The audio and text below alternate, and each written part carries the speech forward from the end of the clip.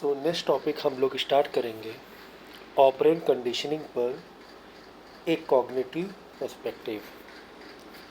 Okay, so cognitive point of view से operand conditioning को हम कैसे समझ सकते हैं, जिसकी जो हमारा ब्रेन प्रोसेस है वो किस तरीके से काम कर रहा है ऑपरेंट कंडीशनिंग में। ठीक है, so do cognitive process play a role in operant conditioning as they do in classical conditioning। तो मैं बार बार आपको रिकॉल करा देता हूँ कि क्लासिकल कंडीशनिंग और ऑपरेंट कंडीशनिंग में क्या फ़र्क है।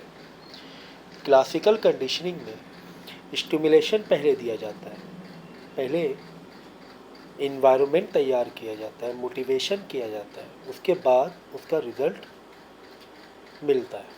ठीक है, उसी के अपोजिट ऑपरेंट कंडीशनिंग में पहले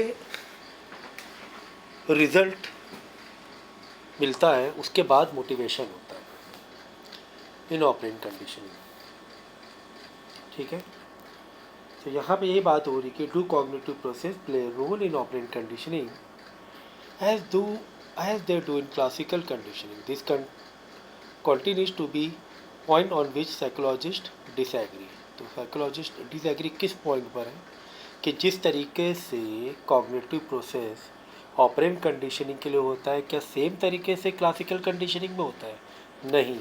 सो operant psychologist also refer to as behaviourist और स्किनरियंस, स्किनर को जो फॉलो करते हैं, have contended that there is no need to introduce cognition into the picture।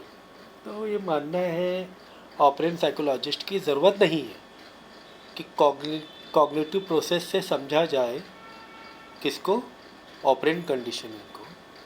If you understand the nature of a reinforcer available in the situation and the schedules on which they are delivered, we can accurately predict behavior।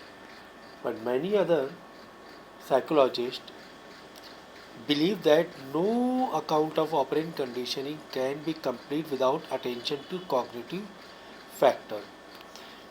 तो ये बताया गया है कि बहुत से psychologist इस पर भी बिलीव करते हैं कि ऑपरेंट कंडीशनिंग को कंप्लीट नहीं समझ सकते हैं विदाउट कॉग्निटिव फैक्टर्स।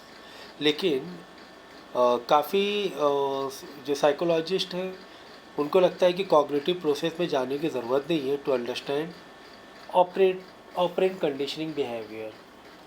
तो ठीक है, देखते हैं हम लोग कि कॉग्निटिव प्रोसेस क्या होता है इन ऑपरेंट कंडीशनिंग। तो यहाँ पे भी कुछ एग्जांपल आपको एग्जांपल के थ्रू समझाया जाएगा। Learn helplessness throwing in the towel when nothing seems to work. ठीक है, तो चलो अब देखो इसका मतलब क्या हो लर्न हेल्पलेसनेस का, कि learn helplessness seem to result from situation in which nothing a person does yield reinforces or provide escape from aversive event।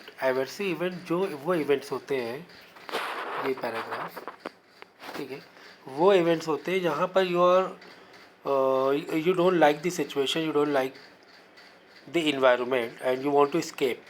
but in the learned helpless where you're not able to escape from that from those aversive events, कि आपको वो you are not liking that situation but you are not available to walk away. ठीक है, example तौर पे when a couple got marriage, so if अगर वो उनको वो हेल्प नहीं हो रही है और they are not happy with living together, तो वहाँ पर एक एवर्सिव इवेंट होता है, एवर्सिव सिचुएशन होती है। बट अब वो सिचुएशन ऐसी होती है मैरिज वाली खासकर, कि वहाँ पर आप स्केप नहीं करते हो, इतना इजी नहीं होता है वहाँ से निकल जाना, वो सिचुएशंस को अवॉइड कर देना, इट्स नॉट इजी। तो वो एक अवर्सिव इवेंट होता है, तो वो हेल्पलेसनेस होती है, यू आर हेल्पलेस। तो recent evidence suggest that genetic predisposition may take some people more or less susceptible to learn helplessness। तो यहाँ पर यही बताया कि throwing the towel, so the lasting effect produced by the exposure to situation in which nothing can organism does work, no response yield enforcement or provide escape from negative events। After such experience, both people and animals seem literally to give up। तो वहाँ पे एक होता है give up कर देना, उठा के सामान फेंक देना। Both people and animals seem literally to give up, and here is the with and this situation also applicable on animals too। And here is the unsettling part, if the situation changes so that some responses will work, they never discover this fact, rather they remain in seemingly passive state and simply don't try। तो यहाँ पे देखो passive state पे रहते हैं। Passive state का मतलब ये होता है कि यू आर नॉट एक्टिव का अपोजिट हुआ ना पैसिव, क्या आप डिपेंड हो जाते हो और दूसरों पर, या कुछ ऐसी सिचुएशन के इंतज़ार करने लगते हो कि जहाँ पर आप नेगेटिव सिचुएशन से बाहर आ, you are helpless kind of passive state हो जाता है वो। टेनिन एंड एलर ने बताया, although it is not yet clear why learn helplessness occurs, it seems impossible to explain it entirely in terms of contingent relation between individual responses and the consequences they produce। Rather, some evidence suggests that organisms learn a general expectations of helplessness that transfer across situations, even if they do not get control over the environment। We will discuss the role of learn, ठीक है। तो उनका environment वो control नहीं रहता है, जब control नहीं रहता है उस सिचुएशन के ऊपर, उस इन्वायरमेंट के ऊपर, तो वो हेल्पलेस हो जाते हैं और गिव अप कर देते हैं। तो आगे इस टॉपिक के बारे में चैप्टर 14 में पढ़ेंगे आगे। Research on learn helplessness seem to suggest that onset stems partly from our perceptions of control। When we begin to believe that we have no control over our environment or our life, we stop trying to improve our situations। For example, many children growing up in urban slums perceive that they have little control over the environment, even less hope of escaping it। तो बहुत से बच्चे जो slum area में जो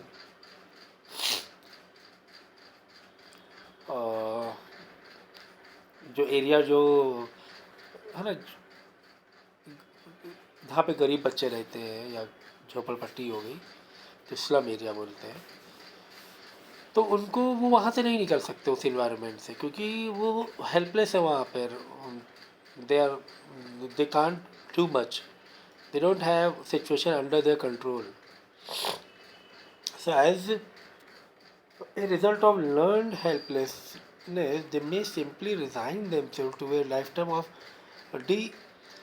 disenfranchisement, deprivation and exclusion. तो वहाँ पे वो गिव अप कर देते हैं और वैसे ही जीने लगते हैं। Please note however that not all people respond in this way. लेकिन हाँ, ये भी बात सही है, सारे लोग ऐसे नहीं होते, फाइट भी करते हैं सिचुएशन से और वहाँ से निकलते हैं और they earn money, they get a good job in their life, they try to get good education, even living in slum areas. तो बहुत से लोग ऐसे निकल के बाहर आते हैं। तो यहाँ पे इसीलिए लिखा है प्लीज़ नोट, जिससे कि आपको डीमोटिवेशन ना हो। Author what is trying to say us. Indeed, a large number of studies show that even people who they live were ravaged by traumatic experiences such as the early death of parents, divorce, war, or extreme poverty, often grow up optimistic and resilient। They suggest that the other factor must also be involved। तो बहुत से ऐसे लोग भी होते हैं जो कुछ ट्रॉमा से गुजरते हैं, लेकिन फिर भी उनका जो विज़न होता है काफ़ी हाई होता है और वो एक आगे एक अलग लाइफ और अलग सिचुएशन अपने लिए तैयार करते हैं। ऐसा भी होता है, ठीक है ना। और कई जगह हमने देखा है, वो काफ़ी सक्सेसफुल लोगों की स्टोरीज हम पढ़ते हैं। तो इसका मतलब और भी फैक्टर्स हैं जो इसमें इन्वॉल्व है। यानी कि आपका एक विल पावर हो गया, आपकी हार्ड वर्किंग हो गई। लेकिन फिर भी किसी भी जो भी स्टडीज़ होती है वो मेजॉरिटी में पॉपुलेशन को रखकर बताई जाती है। अब मेजॉरिटी तो यही है कि जो एक सिचुएशन में फंसा है, एक्सट्रीम पॉवर्टी में या कोई ट्रॉमा में फंसा हुआ है, तो मेजॉरिटी ये होती है कि वो उस ट्रॉमा में, उस एक्सट्रीम सिचुएशन पे अपने आप को हेल्पलेस कर लेते हैं। अब 100 में लेकिन 5 लोग ऐसे भी होते हैं जो बाहर निकल आते हैं उससे, लेकिन 95 लोग उसी सिचुएशन में फंसे होते हैं। Researchers have begun to speculate that genetic factor may also play a role in learned helplessness. One such factor that has gained recent attention is genetically inherited impairment in the ability to experience pleasure. Term high अब देखो यहाँ पे एक word है हाइपोहेडोनिया। तो ये क्या है hypohedonia? Researcher have begun to speculate genetic factor में ऑल्सो प्ले। एक जेनेटिक फैक्टर भी होता है जो हमें हमारे बायोलॉजिकल पेरेंट्स से इनहेरिट होता है। So one such that has gain recent attention in genetic inherited impairment in ability to experience pleasure term hypodynia. According to Hamburg, this tendency may cause children who inherited to interpret the feedback they receive for their action quite differently from children who do not. So apparently these individuals experience the rewarding consequences they receive from their actions if they were on extension schedule. The peculiar tendency of misinterpret rewarding feedback may in turn lead to perception of lack of control and helplessness. So hypotonia में कुछ ऐसी एक psychology होती है कि जहाँ पर आपको कोई चीज़, कोई खुशी, कोई सिचुएशन ऐसी है जो प्लेजर होनी चाहिए, लेकिन बच्चों का माइंड या आपका माइंड उसको फील नहीं कर रहा है। ठीक है, मतलब आपके जॉय फील नहीं हो रहा है। वो जो सेंसिटिविटी होनी चाहिए वो सेंसिटिविटी डेथ हो गई है। मतलब पूरी तरीके से नहीं, बस माइंड उस चीज़ को फील नहीं कर पा रहा है, वो फीडबैक नहीं दे पा रहा है उस चीज़ को। तो ये है हाइपोएडिनिया। तो inherent impairment in the ability to experience pleasure term hypohedonia. ठीक है, तो अब ये रीज़न यही है कि शुरुआत में बचपन में कोई ट्रॉमा हुआ होगा, जैसे कि यहाँ पर ऊपर कुछ एक एग्जांपल दिए हुए थे। ठीक है ना, आउट ऑफ दैट ट्रॉमा उसको एक आप रियल लाइफ में भी आप देखोगे कि कुछ ऐसे कुछ ऐसा ट्रॉमा होता है किसी को कि उसकी बोलते हैं ना, खुशियाँ मर गई मेरी, ऐसे बोलते हैं जो इन जनरल। अब किसी चीज़ में खुशी नहीं रह गई, अब वो इन्जॉय फील नहीं होता है, कहीं पर भी जाने का मन नहीं करता है। ठीक है ना, घुलने मिलने का मन नहीं करता है, लोगों से बातें करने का मन नहीं करता है। तो माइंड उसको फील नहीं कर पाता है उन खुशी को, क्योंकि बचपन में या कभी कोई ऐसा इंसिडेंट हुआ होगा जहाँ पर आपको एक मेंटली शॉक या एक ऐसा एक्सपीरियंस जो कि आपके माइंड में एक नेगेटिव एनर्जी आ गई, आप खुशी को इतना फील नहीं कर पा रहे हो, तो हाइपोडेनिया बोलते हैं। ठीक है, नेक्स्ट देखो एविडेंस क्या है, that's all relative the contrast effect. Some evidence suggest that our behavior is influenced not only by the level of reward we receive but by our evaluation of reward relative to our experiences with previous reward. तो ये बताया गया कि behaviour, भाई देखो, हमें अगर किसी चीज़ का रिवॉर्ड मिलता है तो हमारा बिहेवियर इन्फ्लुएंस होता है उन रिवॉर्ड से, कि यार हम कोई एक अच्छा काम कर देंगे तो हमें पलट के लोगों के बीच में लोग कॉम्प्लीमेंट देंगे, है ना, लोगों के बीच मेरी रिस्पेक्ट बढ़ जाएगी, तो एक रिवॉर्ड हो गया, उसके बिहेवियर इन्फ्लुएंस होता है और वो और अच्छा काम करने की कोशिश करता है। तो वो यही होता है रिलेटिव। और अच्छा करने की कोशिश, और लोगों से कॉम्प्लीमेंट देंगे और लोगों के बीच में उसका नाम होगा। तो studies have shown that shift in the amount of reward we receive can dramatically influence performance. A temporary behavior shift, termed the contrast effect. For example, when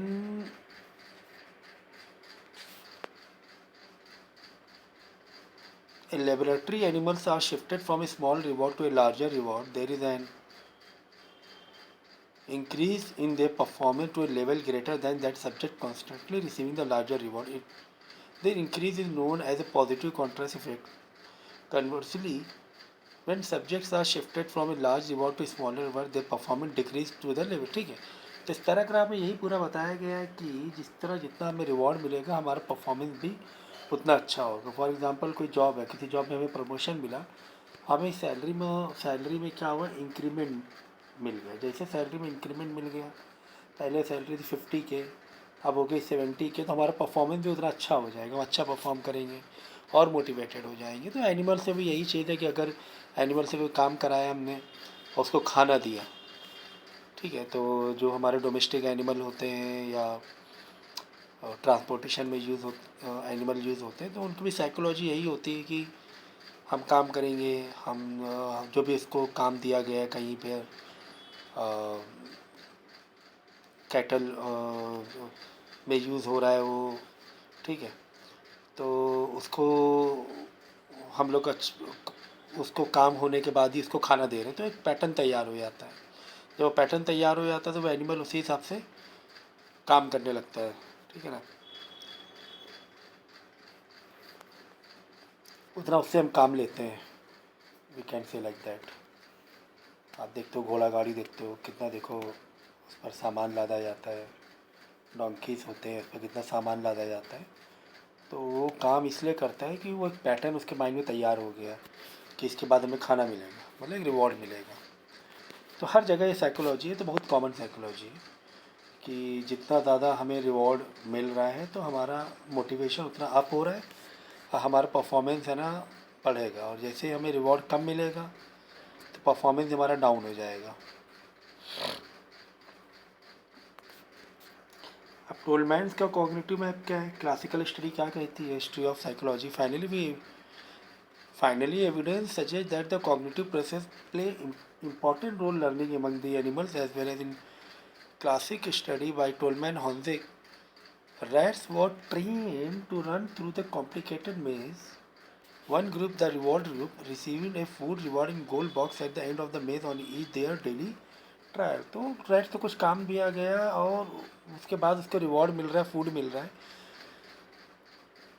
So received a food reward in the gold box at the end of the maze and each their daily trial। A second group, the no reward group, जो जिसको reward नहीं मिल रहा है, never receive a reward. The third group, no reward group, did not receive food award until the 11th day of the training. Says illustrated figure 5.9, आगे शायद figure हो। Rats in the reaching the goal box, rats reward group shows steady improvement in performance. जिसको reward मिल रहा है उसको वो अच्छा परफॉर्म कर रहा है और एरर्स भी कम कर रहा है, वो decreasing number of the errors they made reaching the goal box। Rats in the no reward group showed only slight improvement in the performance, ठीक है। तो rats in the no reward और reward group showed performance similar in those no reward group। जिसको एक तीसरा group था जिसको reward मिल भी सकता था, रिवॉर्ड मिल सकता था, नहीं भी मिल सकता था, वो भी नो रिवॉर्ड ग्रुप जैसा ही बिहेव कर रहा है, क्योंकि वो मोटिवेटेड बिल्कुल नहीं है, उसको बिल्कुल फिक्स नहीं उसको रिवॉर्ड मिलेगा। Is not they are not sure कि उसको रिवॉर्ड मिलेगा या नहीं मिलेगा। However their performance improved dramatically immediately after the introduction of the food reward। In fact, their performance was good as that rats had been rewarded for their performance all along। So how do we account of this result? An explanation based on reinforcement alone is not sufficient। The improvement in performance of the third group was too sudden। Obviously, the rats has learned something in the previous trial. Tolman and other point to this data and to the result of other studies as evidence for the importance of cognitive process in learning in fact, तो यहाँ पे पूरे paragraph में यही बताया, reward के बारे में बताया गया है कि कॉग्निटिव प्रोसेस होता है ये कि अगर आपको if you are getting reward for doing something, so you are learning it, what you are learning it, that if you work you will get a reward, if you don't get reward you don't work, उल्टा समझना, ठीक है ना। तो reward मिल गया तो आप काम कर रहे हो कि रिवॉर्ड और मिलेगा, आपको पता है कि रिवॉर्ड नहीं मिलने वाला है इस ये काम करने पर, so you won't, your performance won't be improvised as you're not getting any reward for that। वो ये देखो यहाँ पर E group the number of error decrease slowly for subject receiving no reward,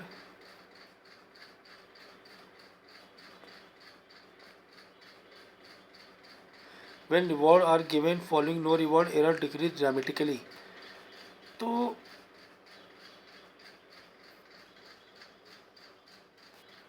कि उनको when rewards are given following no reward, मतलब उनको जिनको रिवॉर्ड नहीं मिल रहा था अगर उनको रिवॉर्ड देते हैं तो पहले वो जो गलती कर रहे थे, एरर्स कर रहे थे, वो ड्रामेटिकली डाउन हो गया एरर्स, अब उतना एरर नहीं कर रहे हैं क्योंकि उनको रिवॉर्ड मिलने लगा।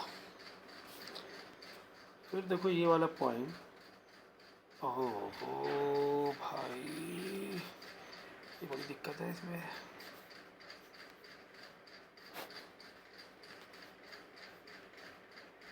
चल रहा है, चलो तो यहाँ पे देखो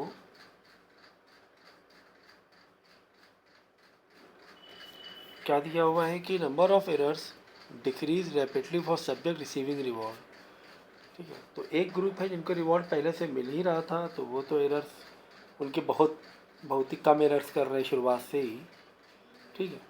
लेकिन एक ग्रुप ऐसा था पहले रिवॉर्ड नहीं मिल रहा तो वो एरर्स कर रहे थे, उतने ज़्यादा एरर्स पे चेंजेस नहीं आ रहे थे, मतलब बहुत ही कम डिक्रीज हो रहे थे एरर, मतलब फिर भी कर रहे थे। पहले 10 एरर कर रहे थे, फिर 8 कर रहे थे, फिर 7 एरर हो रही थी, गलती हो रही, लेकिन हो रही थी काफ़ी, क्योंकि प्रैक्टिस हो रही थी बार बार उस ट्रेनिंग की। तो उस हिसाब से वो एरर तो कम कर रहे थे लेकिन उतना फास्ट कम नहीं हो रहा था उनका एरर्स। लेकिन जैसे उनको रिवॉर्ड दिया गया तो उनको एरर देखो बहुत तेज़ी से चेंज आया, उनको बहुत खुशी मिल गई, लाइक कि चलो हमें तो ये काम करने से हमें रिवॉर्ड मिलेगा, तो वो अब तेज़ी से सीखने लगे, उनका माइंड ये तो ये कॉग्निटिव प्रोसेस है ना, वो जानबूझ के कर रहे थे नहीं कर रहे थे ऐसा नहीं है कि इंटेंशनली उनसे एरर हो रही थी, वो एक कॉग्निटिव प्रोसेस है, वो एक बिहेवियर है, वो बिहेवियर होता है, वो अप्रोच चेंज होता है, अप्रोच चेंज होता है, मोटिवेशन चेंज होता है, मोटिवेशन चेंज होता है तो हमारा इंटरेस्ट चेंज होता है। तो किसी भी चीज़ में सवाल वही कि इंटरेस्ट, अगर वो चीज़ हमें इंटरेस्ट से करते हैं तो वो चीज़ अच्छी होती है, अगर हमें इंटरेस्ट से नहीं करेंगे तो anything, like even in studies if you are revising something और you are preparing for the examination, अगर वो इंटरेस्ट से पैराग्राफ पढ़ोगे जल्दी याद हो जाते हैं। If you don't have interest, आप घंटों लेके बैठे रहो बुक, तो उतना ज़्यादा अच्छे से याद नहीं होगा, याद होगा लेकिन उतना अच्छे से याद नहीं होगा, because you are not interested to study hard, और यू नो वो आप मोटिवेटेड नहीं हो, अब रिजल्ट के लिए वो लालच नहीं है आपकी, अरे यार नहीं अच्छे मार्क्स मिल जाए तो मिल गया, नहीं मिले तो नहीं मिले, तो you are not motivated, you won't get much interest on particular topic, particular situation too।